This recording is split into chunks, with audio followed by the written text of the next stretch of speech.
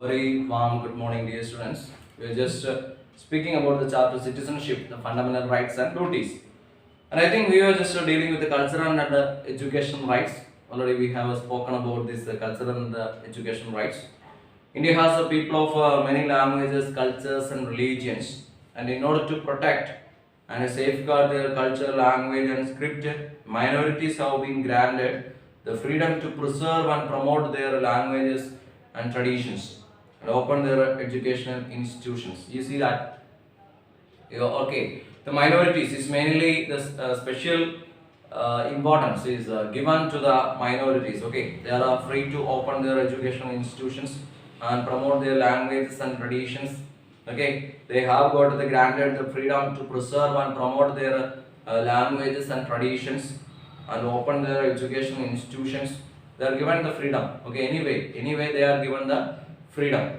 Okay, so India has got that many languages, cultures, and traditions like that. But irrespective of all, okay, irrespective of that, you can see that the people have got the freedom.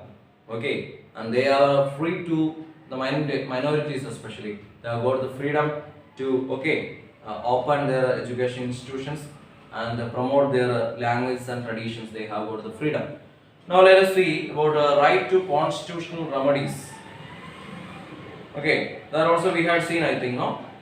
Actually, we had seen the limitations also. We have we are just dealing with the fundamental duties. Yes, we are just dealing with the fundamental duties only, right? And the previous class we are just dealing with the fundamental duties only. Yes, we have finished there only. So we let's start with the page number 180, fundamental duties. Let's start that only. Rights have been described as the claims of an individual recognized by the state. While enjoying our rights, most of us forget that we also have some duties towards our society and the state. So that's what we are speaking.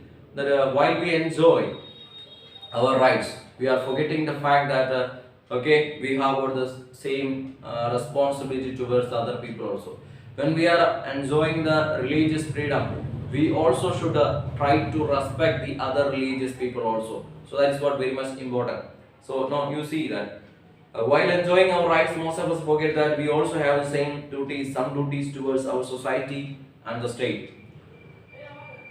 Okay, we can see that while enjoying our right to freedom, so you see that rights and duties are inseparable. Rights and duties are inseparable, and every right has a corresponding duty. So every right has got its own corresponding duty.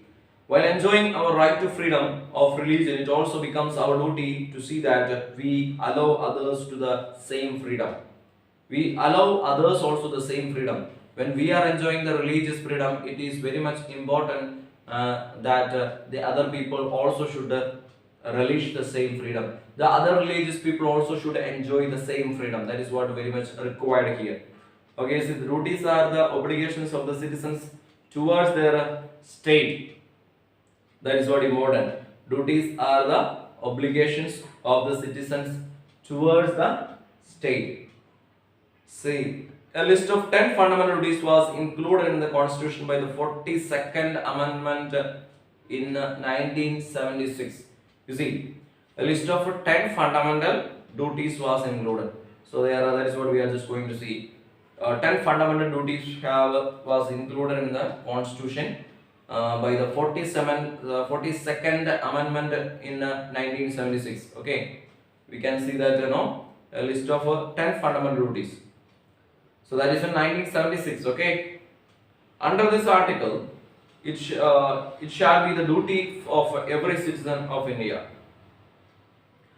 So there is a duties, we can see that to abide by the constitution and respect its ideals and institutions. So it is the duty of the citizen to abide by the constitution and to respect its ideals and its institutions. So respect ideals and institution, that is what very much important. The national flag and the national anthem, all these things we should respect. So there is a respect towards the national because the national ideals as well as the institutions. we have got sometime we can see that no, there is a tendency, if there is some strike or something is there, means so there is a natural tendency that we destroy. Some of the people are just destroying the public property. So that is not a good thing. That is they are thinking that if they are destroying the public property, they are doing something. They are becoming something. Okay, that kind of very false ideologies are there in the mindset of the people. That is a very false thing. So that should be eradicated from the very mind of people. That is okay. You see, that is what it is very clearly mentioned. To abide by the constitutions and respect its ideals and the institutions. The national light, the national flag, and the national anthem, all these things should be respected. Now, next one is to cherish and follow the noble ideas which inspired our struggle of freedom. So, what the noble ideas? What are the noble ideas? So, which were there, the ideas which were there at the time of our freedom struggle, which were followed by our leaders, okay, which were practiced by our leaders. So, we have got the moral responsibility to cherish and follow the noble ideas which were followed by our leaders, national leaders, no, for the struggle of our freedom. So that you need to understand. We need to practice those morality in our day-to-day life. That is very much required here. And to promote harmony and spirit of common brotherhood amongst all the people of India, transcending religious, linguistic, regional, or sectional diversities, to renounce practices derogatory to the dignity of women. So it is very important to promote a harmony and a spirit of common brotherhood. It is very important to have harmony and a spirit of common brotherhood. So we know that India has got different types of cultures, religious practices, and also different languages. So that's why different language means linguistic diversity is there. So you can find out this so many differences in our country. So irrespective of all these things, we need to maintain a kind of a unity. So you should have the understanding that all the citizens of India are my brothers. So that kind of understanding, that is a brotherhood. That attitude is there, means we can try to love our countrymen. So that is means our fellow being. So it is very important to have that kind of a unity, to maintain this kind of unity. That is very much required in this present scenario. That is very much required. So you can see to renounce these practices derogatory to the dignity of women. See, and to try to respect the dignity of the women. So we need to practice that. Okay. So next one, to uphold and protect the sovereignty, unity and integrity of India. To uphold, we have to uphold to uphold and protect the sovereignty and unity and integrity of India is required. To defend the country and render national service when called upon to do so. To defend the country, so we need to defend the country and render national service. So we need to defend the country as well as render national service when called upon to do so. So whenever we are invited or when we are called to do the national services, without any hesitation, we need to do our relentless service to the nation. That is very much required. We have got a tendency that we say that it is only serving the nations or defending the nation is only the duty of soldiers. That kind of misunderstanding is there among the people. That is not at all good. So that should not be practiced. Okay, we should have that identity. We should have that concept. We should keep in our mind that concept that we all are Indians and we have the moral responsibility to safeguard our country. So for that we need to work hard. Okay, if any time the country is in need and if it is asking our service, we should be able to provide that. Okay, so that is what required, very much required. To value and preserve the rich heritage of our composite culture. So we have got a composite culture. First of all, we should respect and value that, and also we have to Okay, preserve the heritage of our composite culture. That is very much required. Now, to protect and improve our national environment, including the forests, lakes, rivers, and wildlife, and to have compassion for living creatures. And another thing is to protect and improve. We need to protect and improve our national environment, including forests, lakes. So I see that nowadays the forest and also deforestation is there so much, cutting of the trees and things and killing of the animals, hunting or poaching of the animals. So things are there. So we need to understand first of all, and we need to protect, or we need to protest against that and to protect the wildlife. It is very much required. So now you know that the sanctuaries are there and the reservoirs are there. So these all for the protection of the animals and the trees, like that. The environment should be protected. The rivers and those things will not be contaminated. It should not be contaminated. The rivers and so on, nowadays we can say it is polluted. So it should not be polluted. It should be preserved and so on. It should be maintained properly. You see, to protect and improve our national environment, including forests, lakes, rivers, and wildlife, and to have a compassion for living creatures. So that's what I told already. Earlier also I have told you that we human beings have got a tendency that we think that only human beings are living in this environment, on this nature. So that is a very bad concept. So we should have the idea that other, let them feed, let us also live, and also let them also live. Let them also live. Live and let them to live. No, that is very much required. Allow the others to also live, not only the human beings but even the small creatures. Let them also grow. They have got the right, every right to live. So allow them also to live. And if we are finding that somebody is destroying the nature, we should take the proper action or bring them into the laws. Bring them before the laws. That is very much required. That court is there. So bring them before the laws. Okay, if they are destroying the nature, that is our moral responsibility. Okay, now to develop scientific temperament, humanism, and the spirit of inquiry and reform. To develop scientific temperament, so we need to develop a kind of scientific temperament and a kind of humanism and the spirit of inquiry and reform. That is very much required. Inquiry, the spirit of inquiry and reform, that is also required. And also nextly, that is to safeguard the public property and abjure violence. Abjure means to stay away from violence. See, it is given here. So it is that is what I told us. Whenever there is some problems are there, the people have got the tendency to destroy the public properties. So for them, we need to ask, if it is their property, that means a private property, will they destroy? If they have got a car at home, will they destroy? No, they will not destroy. Since it is the public property, it's not there, so they can destroy everything. That kind of a tendency is there in the mind of the people. That is a very wrong concept, and that should be punished very properly. Action should be taken.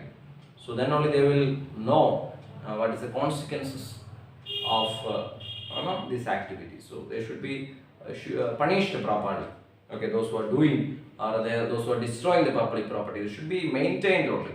It is our duty to maintain those things, and also to strive towards excellence in all spheres of individuals and collective activity, so that the nation constantly rises to the higher levels of endeavor and achievement.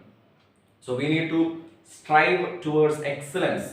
So we need to move towards the excellence in all spheres of individuals and the collective activities. So we need to go for that, the collective activities and so on. And so that the nation constantly rises to higher levels of endeavor and achievement. So we need to strive for the excellence and in all spheres of individual and the collective activity, so that the nation constantly rises to the higher levels of endeavor and achievement. So that is what are very much required in the present day scenario. Okay, let us see that. Okay, so we can continue with that. Okay, there is something left there. There has been only one instance in the history of independent India when the fundamental rights were suspended. The fundamental rights were, there was an instant, the fundamental rights were suspended. This happened during an emergency between 1975 and 1977 as a democratically elected government turned authoritarian in practice. People's rights were severely curtailed. Okay, those times the people's rights were very severely, it was curtailed. And also, the Lok Sabha elections due in 1976 were postponed by a year. So it was no, the Lok Sabha elections due in 1976 were postponed by a year. Until 1978, we had one more fundamental right, the right to property. It was removed from the list of fundamental rights by the 44th Amendment. See, by the amendment, it means the changes were made. Until 1978, we had one more fundamental right, that was right to property. So that was there. So it was removed from the fundamental rights by the 44th Amendment. So need to keep in mind. So fundamental duties. Since if it is asked once again, we'll let us see fundamental duties. First one, to abide by the Constitution and respect its ideals and institutions like the national flag and the national anthem. So abide by the Constitution and respect the ideals and the institutions, and also the national flag and the national anthem and so on should be respected. So then, to cherish and follow noble ideals, to cherish and follow the noble ideals which inspired our struggle of freedom. So we need to practice those ideas and values which were practiced by our leaders, great leaders. We also need to practice those things. To promote harmony, and we need to promote the harmony and the spirit of common brotherhood.